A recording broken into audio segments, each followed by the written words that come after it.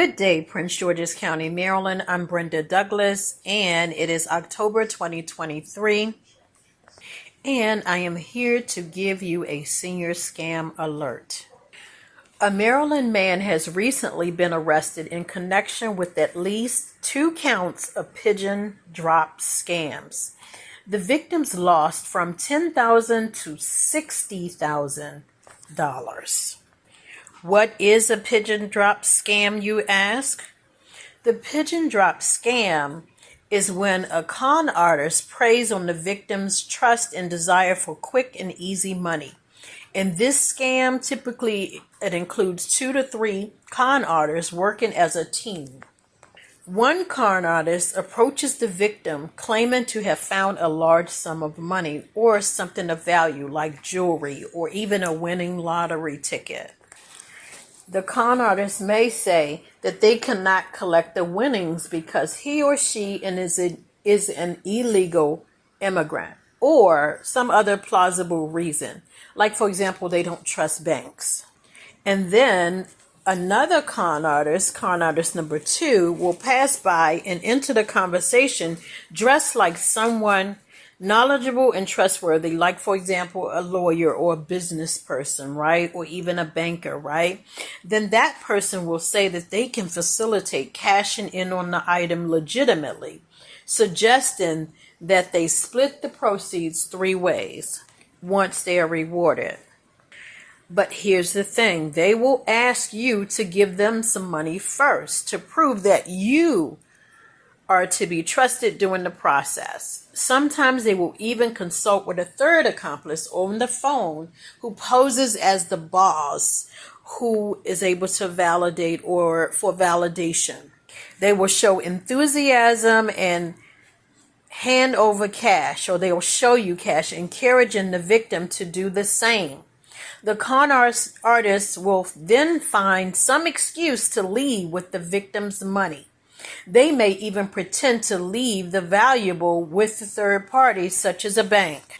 The con artist pretends to enter the bank, but they really would rather stay away from the surveillance cameras, right? So they may suggest or arrange for you to park around the back of the building while they go inside. They sometimes leave the item of perceived value with the victim, but then the victim soon discovers that the item is worthless. So they may discover that they have shredded newspaper instead of money. In this particular Maryland case, the con artist asked the victim if she dropped her purse. When she said no, the 2 people convinced her that they would share the money that they found inside of the purse. But they would have to all agree to go in the banks and withdraw some cash to demonstrate good faith. The police reported that when the con artist was arrested, he was in possession of $21,000 in counterfeit cash and a purse containing a note that was used for the pigeon drop scam. Unfortunately, the victims were women and the elderly. Now, let me just say that anyone can be a victim. Anyone can be a con artist, and it can happen anywhere, unfortunately. In fact, the Federal Trade Commission Consumer Centennial Data Book reports that every age has been susceptible to scams. Fraud affects every generation. In fact, 8.8 billion losses were reported to the Federal Trade Commission just last year. And that is 30% increase from the year before. And listen, that includes that cryptocurrency, which included the total loss, the 8.8 billion, included $3.8 billion through the cryptocurrency. And that doubled from last year. So again, fraud can happen to anyone, and it affects every generation.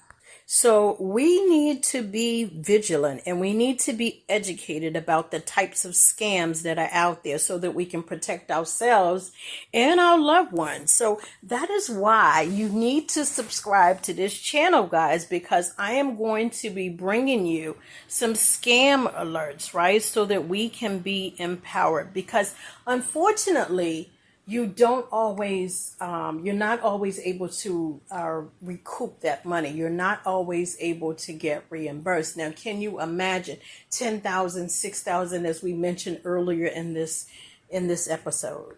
That is a lot of money, but there's no one to reimburse you for that money.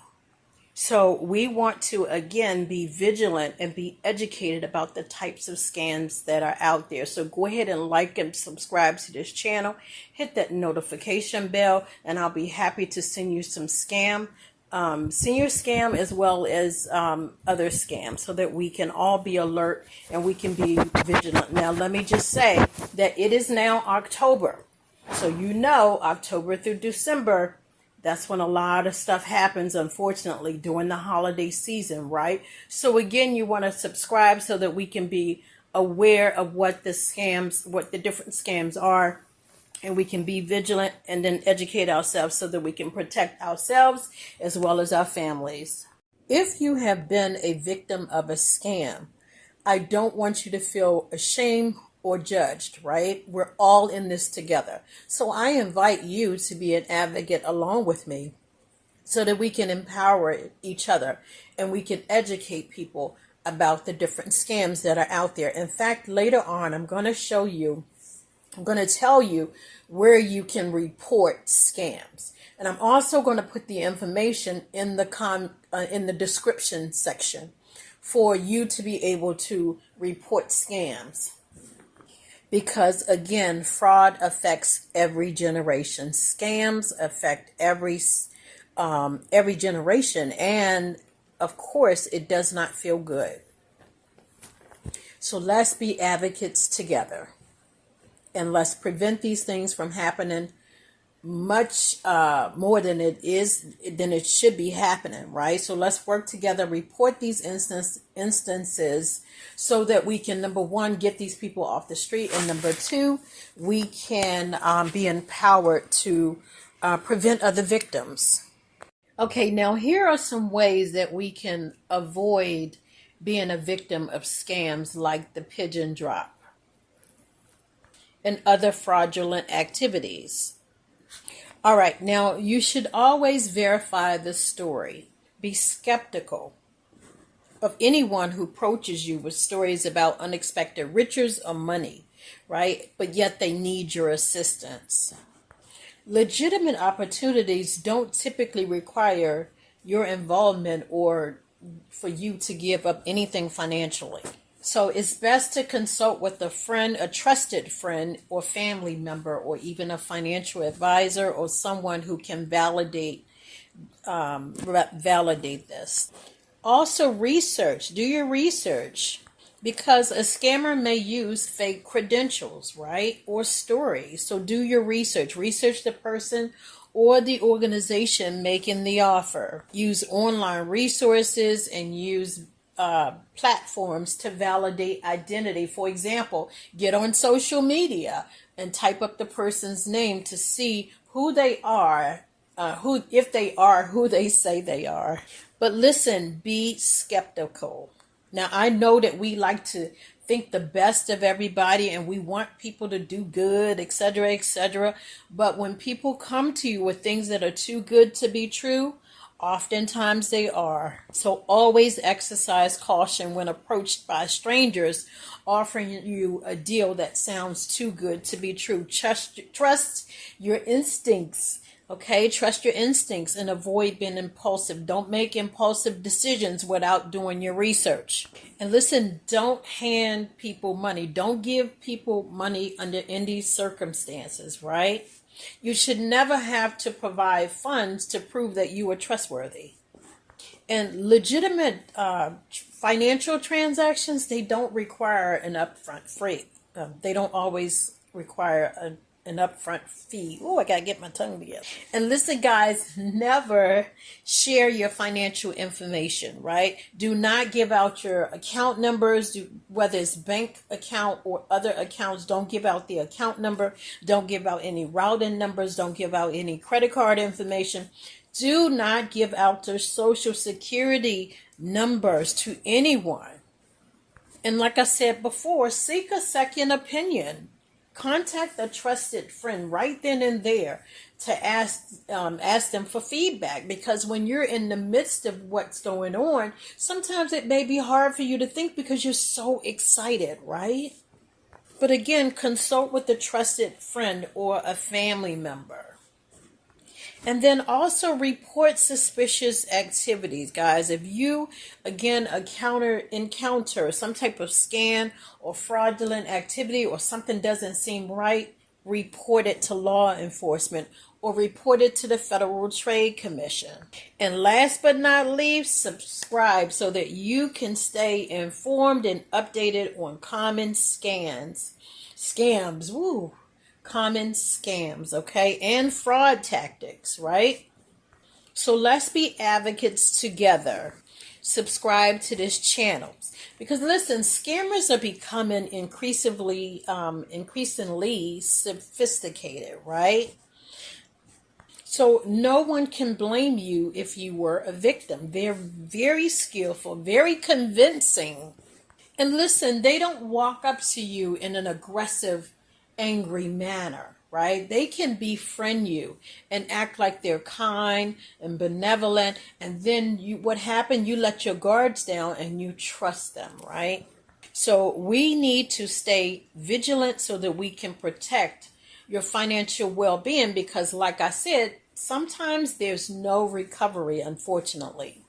But you can do your part in reporting the incident so that another person does not have to be a victim. Again, I'm going to leave in the comments, or actually not in the comments, I keep saying the comments, in the description, I am going to leave the information to where you can report scams and frauds, whether you've been a victim or not. If you've heard of it, you want to report it to the Federal Trade Commission, because they're keeping tabs on what type of frauds that are out there and how much people are losing and what can be done about it. So we want to, again, be advocates, and we want to combat financial fraud in Maryland and prevent individuals like this Maryland man from succeeding in their unlawful endeavors. But again, anyone can be a victim. Anyone can be a con artist, and scams can happen to anyone, anywhere, but you can be empowered and you can be an advocate for change. All right, guys, thank you so much for listening. And again, I'm going to leave the where you can report these scams and this fraud to the Federal Trade Commission. I'm going to leave the information in the description. Thank you so much for listening.